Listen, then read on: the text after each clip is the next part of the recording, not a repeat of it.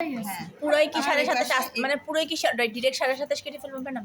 এখানে তো লেখা আছে এটা আমি যে লিখে দিছি হ্যাঁ, হ্যাঁ, হ্যাঁ, 0.51 এখানে 10 গেজেট 10 না হ্যাঁ, গেজেটের হ্যাঁ। হ্যাঁ প্রশ্নটা এখানে 10 প্রস্থ 4.5 ওইটা বলতেছি তারপরে 10 এখানে 1 এখানে 5.5 তাহলে 27.5 হ্যাঁ। এটা একটা কাটবেন কেটে সব লিখবেন তারপরে আপনাদের গেজেটের যেই হোয়াইট হ্যাঁ প্রস্থ যেটা ছিল এটা হচ্ছে আপনাদের কত দিয়েছিলাম প্রশ্নটা দেওয়া হয়নি। হ্যাঁ 3 দিয়েছি 3 দিয়েছিলাম প্রশ্নটা।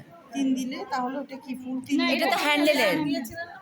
প্রস্থটা লিখিনি না, প্রস্থ তাহলে প্রস্থ তো সেম হবে এটা সমান হবে চার। এই যে 4.5 4.5 হবে। দেখেন না হ্যাঁ, হ্যাঁ। 4.5 এর সমান। সাথে আপনার সুইং অ্যালাউন্স যোগ হবে সুইং অ্যালাউন্স কত যোগ হবে বলেন তো 1 বা 1 যোগ হবে না? না দেড় আচ্ছা দেড় 1.5। কি আমাকে পেন্সিলটা দেন আপনার সুইং অ্যালাউন্সটা কেমন হবে আপনার যে ব্যাগ আছে ব্যাগগুলো সেলাই করছেন যেমন দেখেন এখানে হাফ চলে গেছে এখানে ভেতরে হাফ বাইরে হাফ এইখানে হাফ দেড় এখানে দেড় তাহলে 4.5 যদি থাকে 4.5 এর সাথে 3 কত 7.5 7.5 7.5